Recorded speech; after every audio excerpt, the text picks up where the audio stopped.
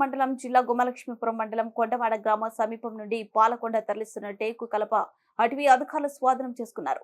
Kurupam ranger Manikanteswara మాట్లాడుతూ అక్రమంగా సుమారు ₹1,00,000 విలువ చేసే టేకు కలపను వాహనం తరలిస్తుండగా అటవీ అధికారులు వెంబడించి పాలకొండ పరిసర ప్రాంతాలలో స్వాధీనం చేసుకుని కుర్పాం అటవీ శాఖ కార్యాలయానికి తరలించి కేసు నమోదు చేసి దర్యాప్తు చేస్తున్నామని రేంజర్ తెలిపారు.